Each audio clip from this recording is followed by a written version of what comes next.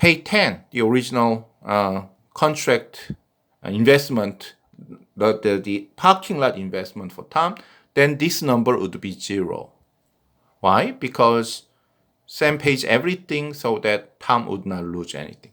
If the court say, oh, you recovered the 5 because he expected 5, then it's going to be 1 minus P multiply 5 plus P multiply 5.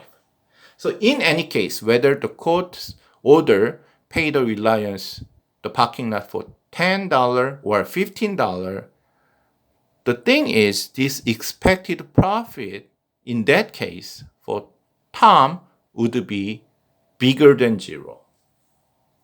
All the time, regardless of the P.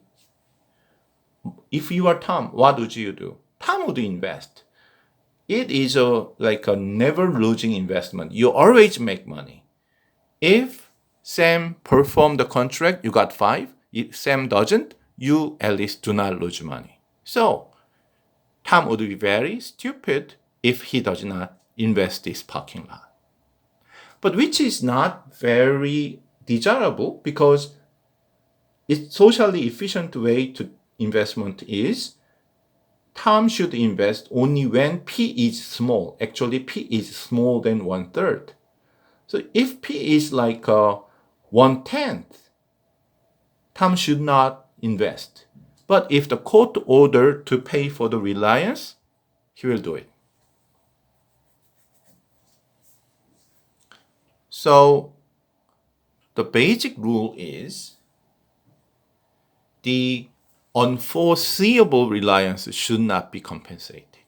So Sam is responsible for the original contract, the promise 12, he should pay for Tom if he break the promise. But the parking lot, which Tom didn't discuss with Sam didn't know Tom making the parking lot, number 1. Then Sam doesn't have to pay for the parking lot. Okay, that's the rule. Why? If the court forced to pay everything on reliance, Tom would be very irresponsible, doesn't feel any responsibility. So he would invest anything, even though very risky thing, because if things go wrong, he can be compensated for Sam. The society doesn't want Tom to behave that risky business all the time, so we want to stop him. That's why the unforeseeable risky reliance should not be compensated.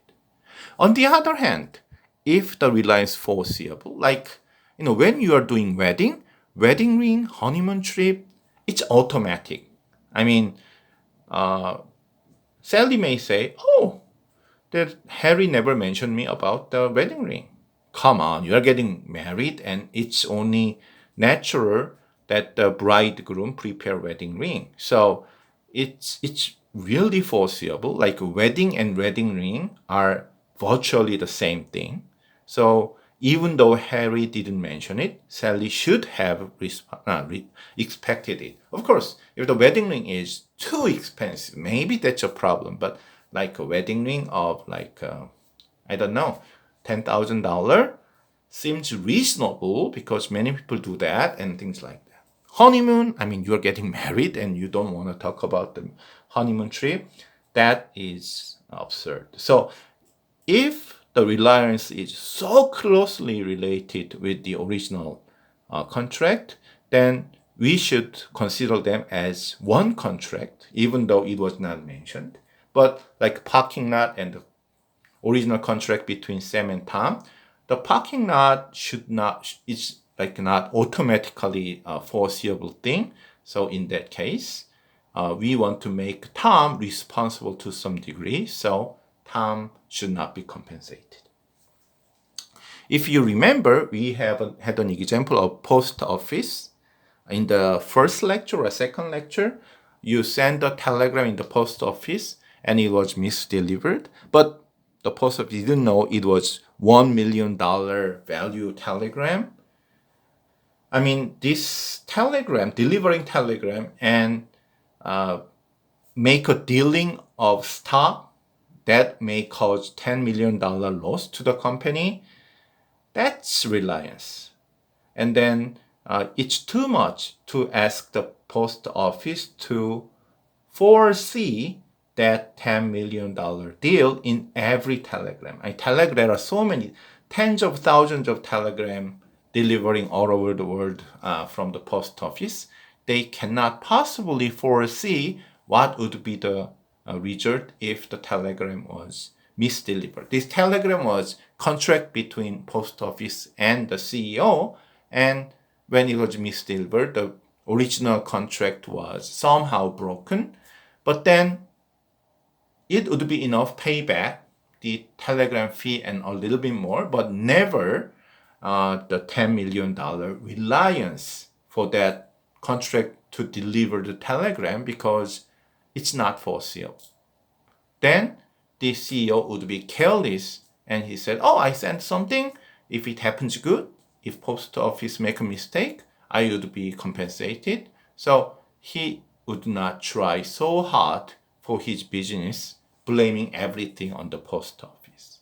So this was concerning with our topic, contract law, and whether we have to pay for the reliable or not.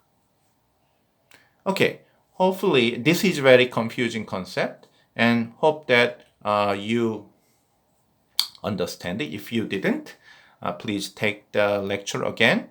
And the whole point is understanding what reliable, the specific conditional relationship specific, contract specific conditional investment is, and understand why unforeseeable reliance should not be compensated. Okay? I think you can handle that. See you in the next lecture. By the way, this is the end of week 8.